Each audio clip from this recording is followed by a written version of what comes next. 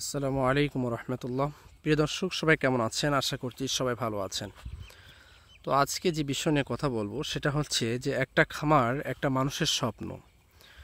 অনেক ভাই আমাকে ফোন দিয়ে থাকেন, বিভিন্ন বিষয়ে পরামর্শ চেয়ে থাকেন বা পরামর্শ দিয়ে থাকেন, আলহামদুলিল্লাহ।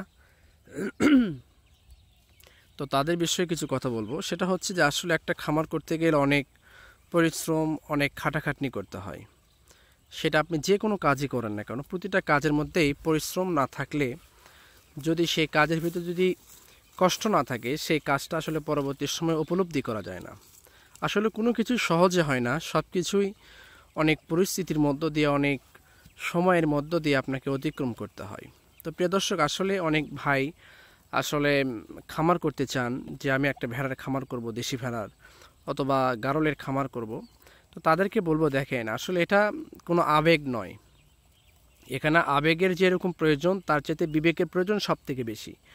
আপনি একজন খামারি হতে চান, কিন্তু আপনি জানেন যে ভেড়ারা আসলে চারণভূমিতে চড়িয়ে খেতে সব থেকে বেশি ভালোবাসে। অনেক ভাই আমাকে প্রশ্ন করেন যে ভাই আসলে আবদ্ধ অবস্থায় পালন করা যাবে কিনা। তো এই বিষয়ে আমি অনেক কথা ইতিমধ্যেই বলেছি, অনেক ভিডিওতে আপনারা জেনেছেন, দেখেছেন। তো আসলে আবদ্ধ অবস্থায় পালতে গিয়ে আপনি তাদের বিষয়ে না, বরং আপনি নিজেই ক্ষতির মধ্যে পড়ে যাবেন। সব থেকে বড় ক্ষতি সেটা কোনটা? সেটা হচ্ছে পর্যাপ্ত যদি খাবার তাদেরকে না দিতে পারেন, তাহলে একটা সময় তাদের স্বাস্থ্যের ক্ষতি হয়ে যাবে। একটা সময় আপনি ধৈর্যহারা হয়ে যাবেন যে এরা এত খায়, এত পরিমাণ, তাদের যে সমস্যা আপনার কাছে বিরক্তিকর মনে হবে, যার ফলে আপনি কি করবেন? তখন কিন্তু আপনি বিক্রি করার সিদ্ধান্ত নিয়ে ফেলবেন। তো আসলে সেই জিনিসগুলো আপনাকে ভাবতে হবে, জানতে হবে যে আসলে আপনি এটা করতে পারবেন কিনা। একজন খামারির উচিত, যিনি হতে চান, তিনি আগে থেকে সব কিছু জেনে বুঝেই করবেন। হ্যাঁ, অনেক কিছুই আসলে এত কিছু জানা, আমি বলি না যে এত কিছু আপনাকে জানতে হবে, জাস্ট আপনাকে জানতে হবে এদের পর্যাপ্ত খাবার দিতে হবে। সেটা আপনি কোন পদ্ধতিতে দিবেন, সেটা আপনি তাদেরকে চারণভূমিতে চড়াবেন নাকি আবদ্ধ অবস্থায় পালবেন। তো আপনি যদি আবদ্ধ অবস্থায় পালতে চান, তাহলে তার যে পূর্ব প্রস্তুতি সেটা আগে সম্পূর্ণ করুন। তারপর আপনি ভেড়া কিনুন, তাদেরকে আবদ্ধ অবস্থায় পালার জন্য যে সিস্টেম ক্যাটাগরি যা তৈরি করে সেটা আপনি তৈরি করুন। কিন্তু তার আগে আপনাকে এই প্রস্তুতি সম্পন্ন করতে হবে। আর যদি আপনি চারণভূমিতে চড়িয়ে থাকেন, তাহলে আপনাকে যে বিষয় মাথায় রাখতে হবে যে আপনার এলাকায় চড়ানোর মতো কোনো জায়গা আছে কিনা, কোনো আপনার জমি যেরকম ভিটামাটি পড়ে আছে কিনা, যেগুলোতে আপনি চড়াইতে পারবেন কিনা, ভবিষ্যতে কোনো ঝামেলা হবে না, এমন যদি স্পেস থাকে, বিশাল ভূমি থাকে, জায়গা থাকে, তাহলে সেগুলো জায়গাতে আপনি এগুলো চড়াইতে পারবেন বলে আপনি মনে করছেন যে আমি এগুলো তো চড়াইতে পারবো। তাহলে আপনি সিদ্ধান্ত নেন যে আপনি একজন খামারি হতে পারবেন। নচেত আপনি দেখেন যে আপনার এলাকায় হয়তো পানি ওঠে, আপনার হয়তো 2 মাস 3 মাস পর্যন্ত বা 1 মাস পানি থাকে। তো সেই ক্ষেত্রে সেই 1টি মাস আপনি কিভাবে তাদেরকে রাখবেন, সেটা আপনাকে আগে ডিসাইড করতে হবে, সিদ্ধান্ত নিতে হবে।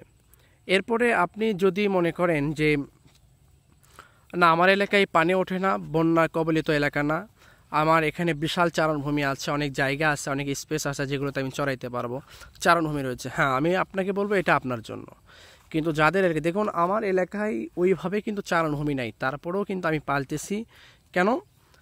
রাস্তার দুই পাশে যে ঢালু যে জায়গা রয়েছে, এগুলোতে চড়ানোর মতো জায়গা আছে।